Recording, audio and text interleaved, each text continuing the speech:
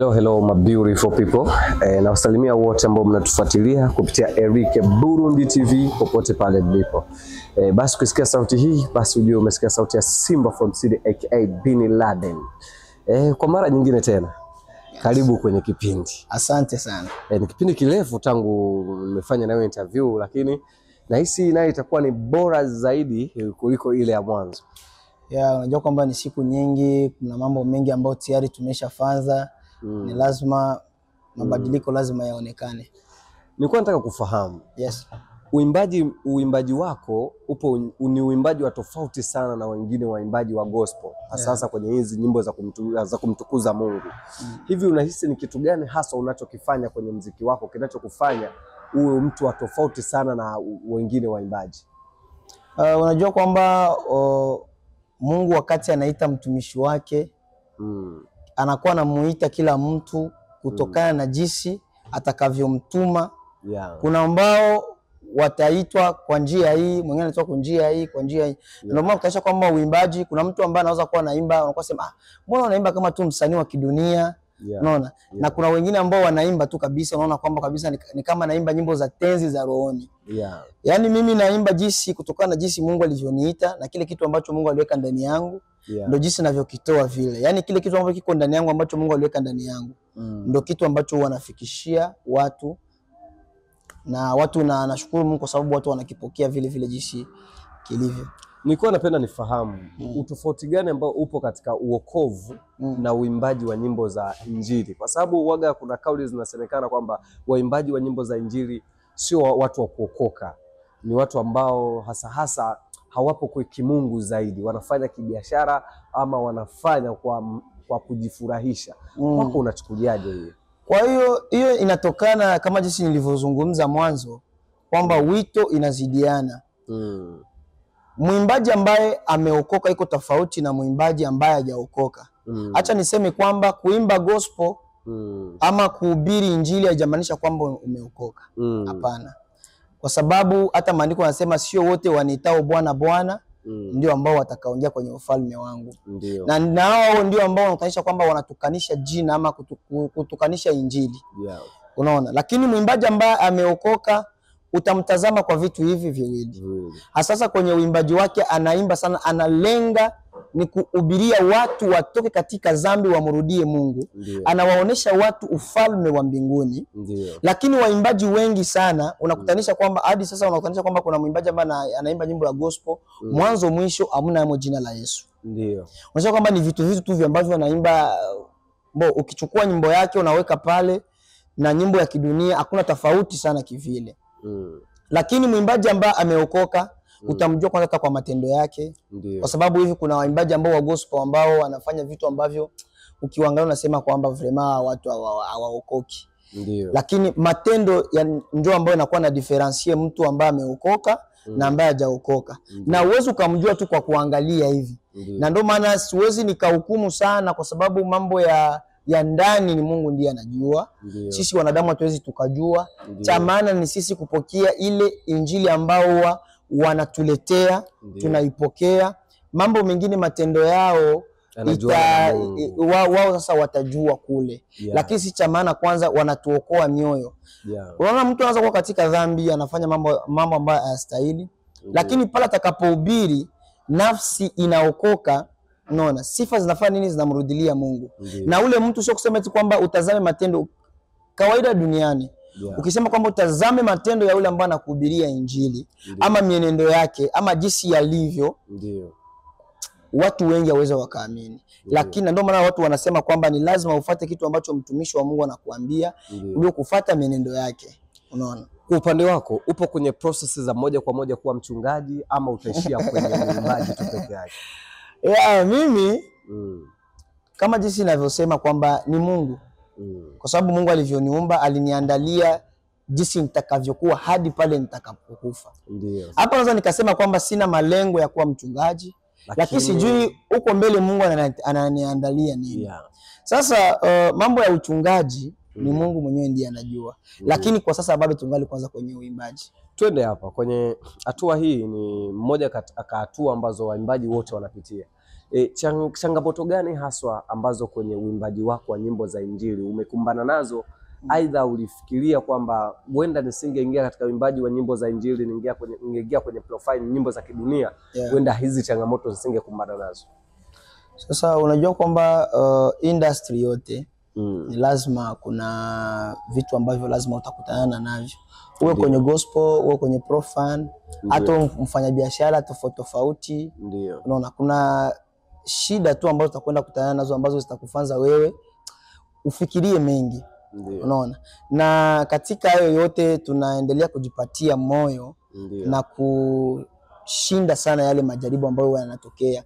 Sasa shida ambayo katika muziki wetu si wa gospel, si wa profan. Sana acha nizungumzie kwetu sisi profan. Sisi gospel. Ndio. Gospel tuko tatizo moja, tunakosa support sana. Ndio. Haimaanishi kwamba tunakosa Wakristo ambao wameokoka, ambao wana fedha, ambao wana uwezo, ambao wanaweza kutusupport. Tuna mapasta ambao wana vipato. Unaona? Lakini kusema wapate kukuaminia na wakusupport ili tupate kuitangaza Injili kwa pamoja. Ndio. Yani wanabania sana. Unaona? Unaweza kutumikia kanisa hata miaka 10, hata miaka 12 ikaisha. Unaona? Unawaimbia vizuri, unafaa kila kitu. Lakini hawatawaza kwamba kutokana na kitu ambacho kiko ndani ya huyu kijana acha tumchukue, yani ikuwe kama njia ya kufanya Injili yetu ya kuweza iende mbele. Unaona? Support kwa sisi wa Kristo ni ndogo sana. Unaona? Lakini ukiangalia watu wa profan, uko na kutanisha msanii anatoka tu kidogo tu hivi, anapata tu bosi tu fulani hivi tu papa, unaona, anatoka. Lakini sisi wa gospel hatupewi support ambayo tunastahili kupewa katika muziki wetu. Unaona? Sawa, ngoja tuende kumaliza kipindi, lakini kabla tujamaliza, hivi unahisi kwamba kwenye uimbaji huu wa nyimbo za Injili unaweza kabisa kutoboa kabisa tukapata faida tukaendesha gari kweli? Sasa mimi niko tofauti na wengine waimbaji. Na ninavyoimba siimbi kwa sababu ya faida za mwili. Kwa sababu nilikuwa naimba kwa sababu ya faida za mwili kama nishaga acha. Depuis nilianzia kuimba natumikisha ni pesa yangu. Ndio. Natoa wimbo, na shoot video, nafaa kila kitu ni pesa yangu. Ndio. Na sirudishi hata 100. Ndio. Nishawahi kufanya concert, sikurudisha hata 100. Ikanibakiza madeni. Unaona? Yaani nafanza kwa ajili ya kutangaza Injili. Ni wito ambao uko ndani yangu. Ndio. Kama inaweza katokea, Mungu anasema, "Migwe, nimeona jitihada zako, acha nikubariki kupitia hii kazi yako." Nikipewa gari siwezi kataa kuitembelea kwa sababu ni kazi nao pia ambayo niko natumikia, na kama jinsi maandiko yanasema kwamba Mungu atatulipa kwa kazi ya mikono yetu. Ni lazima tuifanye. Lakini mimi sifanyi kwa sababu asante juu niingizie kipato, hapana. Nafanza kwa sababu ni kitu ambacho ndani yangu na tangaza, yani ni njia ambayo natumikisha kwa kutangaza Injili iende mbele. Kama jinsi mapasta wanavyosimama kila siku madhabahuni wanaitangaza Injili. Nikuulize swali. Na hili swali ningependa ulijibu kwa ufanisi zaidi. Nyimbo zako waga wewe ndio unajiandikia au unamtunza anayotunga nyimbo zako? Hamna, mimi toka zamani mimi nianza kuandika wimbo ningali mtoto sana. Ndio. Ni vitu ambavyo ninaweza sema nilizaliwa viko ndani yangu. Ndio. Nilikuwa yani mimi nikisema kwamba nakaa chini natunga. Unaweza. Kwa siku naanza katunga hata nyimbo 5, naandika nyimbo 5 siku moja. Kwa siku moja. Ni vitu ambavyo viko ndani yangu. Mambo kuhusu uandishi, melody kwangu yani sijawahi kuandikiwa nyimbo. Sema mimi ndio naandikia wengine nyimbo. Waimbaji wenzako una ushirikiano gani na waimbaji wenzako? Ushirikiano ambao upo tu ni vile tu tunafanya kazi pamoja. Na mimi sasa mimi niko na sipaki na limit ya kusema kwamba usitashirikiana naye, ndashirikiana naye. Haikuhitaji mnafanya kazi naye. Akinihitaji tunafanya kazi. Na nishafanya na waimbaji wengi sana. Mimi sijawahi kuimba na mwimbaji tu kwamba ni nyimbo yangu, lakini wao nishakaimba nao, wao ndio zao kwenye nyimbo zao. Yupi mwimbaji wa gospel ambao unatamani kufanya collab naye hapa nchini? Hapa kwetu Burundi. Ambao una ndoto kusema huyu one day natamani I wish. Mimi mwimbaji wangu ambao napenda sana. Yaani nampenda kabisa, upendo kabisa wa kweli wa rohoni, na hata sasa hivi nikipata opportunity kusema kwamba naimba naye. Unafanya, ndio. Nafanza naye. Ni nani? Ni Alvela. Alvela mwimba. Ushaye kumwandikia? Tunakuwa tunazungumza. Ashakwambia nini kuhusiana na collab? Sasa sijawahi kumpropose kuhusu mambo ya collab. Lakini ni mtu wako wa karibu. Ni mtu wangu wa karibu tu, tunazungumza mambo tofauti, mambo mengine. Yupo kwenye management. Maybe kama ukitaka collab naye itakugharimu pesa ndefu. Hauwezi kwamba inaweza kuvunja moyo. Inatokana. Unaona kwamba mtu naye anakuwa na kugharimu pesa mingi kutokana kwa na mahusiano ambayo uko nayo naye. Lakini kama ni mtu wako wa karibu na hii ni injili tu kuwemo ndani. Ndio kabisa. Na tushawahi kuzungumza sana mambo mengi kuhusu injili. Yeah. Unaona?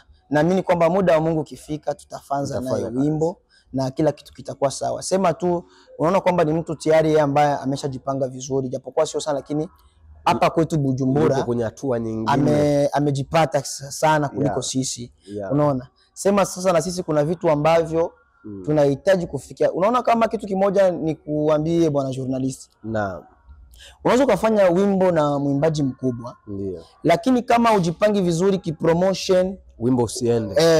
Hauwezi ukaenda. Hata ungechukua msanii gani umlete hapa. Usipofanya promotion inaonekana. Nyimbo haiende. Anaweza kafika hapa hawatajua kama alifika hapa. Unaweza mkatoa wimbo wako kwenye YouTube hawatajua.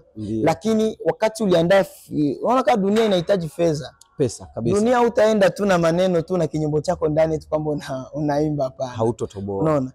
Wimbo uwe mbaya uwe mzuri. Unafikia watu kutokana na promotion. Promotion au tu kwako nikwambie bwana njoo nifanyie interview bla bla tu. No. Ni lazima nitakutoa sehemu fulani nikulete hapa kwa ajili ya kuja kufanya nini? Interview. Sasa ni pesa ndio ambazo zinafanya zinatumika sasa. Na ndio maana mimi na kivyangu mimi navyoona kufanya wimbo mkubwa sana na mwimbaji mkubwa na utafanya promotion ambayo inawezekana ili wimbo uwe mkubwa, ni kupoteza tu muda. Na labda ule mtu anaweza kudisappoint na kwamba alifanya mtu ambaye sio sahihi. Lakini wakati unafanza mtu na wimbo naye unafanza tour, unatoka hapa unaenda Kenya, unaenda Tanzania, unaenda Kongo, unaenda nchi tofauti uko unafanzia promotion ile wimbo. Naye yeye atajisikia ile fier. Atajisifu wimbo niliyofanya kufanza na wewe tena. Hata siku nyingine ukimuita anakuja kama turu ya kwanza ulimlipa, turu ya pili atakwambia tufae tu, wewe ni familia. Kwa sababu gani? Aliona jitihada na nguvu ambazo unawekeza. Unaona? Na ndio maana mimi siwezi nikakimbilia kufanza na collab na mwimbaji mkubwa sana. Mimi niko na connection nyingi sana za waimbaji wakubwa. Lakini niko subiria muda ukifika. Alafu siona mimi niko nyimbo nyingi ndani sana ambazo nisha record, nyimbo nzuri za Kirundi, za Kiswahili, za Kiingereza, za French. Ninazo ndani. Lakini nikiangalia ukubwa wa nyimbo na muda ambao niko ndani, naona sio muda vizuri kuachia kwa sasa. Haya ni mambo ambao nikisema kwamba nayatoa kwenye muda sahihi, nawekeza kwenye promotion vizuri, napata watu ambao watakaoni support kwa challenge na vitu vingine tofauti ambavyo vinahitaji kwenye muziki, zitaenda sana. Na ndio maana mimi sina papara sana. Mihigo, nakushukuru sana kwa muda wako ambao uweza kunipatia. Barikiwa sana. Na moja katika interview ambazo nahisi watu wengi watatizama, hii ni interview ambayo imejaa, iko full tofauti na ile ya mwanzo tunaifanya. Lakini maybe kwa siku ya leo umeweza kuongea ya moyoni na mazito kabisa ambayo yale hata mimi mwenyewe sikutarajia kwamba utaweza kuyaongea. Basi natoa shukrani zangu za dhati kwako na kutakia mafanikio mema ndani ya industry yako ya muziki wako unaofanya. Nashukuru sana. Acha nitoe salamu kwa mapastors wangu. Wa kwanza na salimu Pastor Ben na ambaye tuko naye hapa, nadhani uko unatufuatilia na tuona mzazi wangu ambaye ananishika mkono. Kila ambacho tunachokifanya niachii. Nadhani kwa hadi sasa bado najisikia nguvu, pamoja na nguvu za Mungu na yeye pia ushauri wake na nguvu zake, jitihada zake pia nazo zinachangia. Na salamu zangu pia nazituma kwa Pastor Didier. Mungu akubariki sana, naendelee kukutia nguvu baba yangu. Mungu aendelee kukuinua. Na naendelea kushukuru TV yetu Eric Burundi kwa support na nguvu ambayo mko naendelea kutia kwenye wasanii kutusapoti. Japokuwa kuna vitu vingi ambavyo vinaendelea kwa ajili ya kurudishana nyuma, lakini tuko na Mungu. Tunaendelea kuombea TV na itafika mbali sana. Amen. Asante sana. Nashukuru sana. Amina.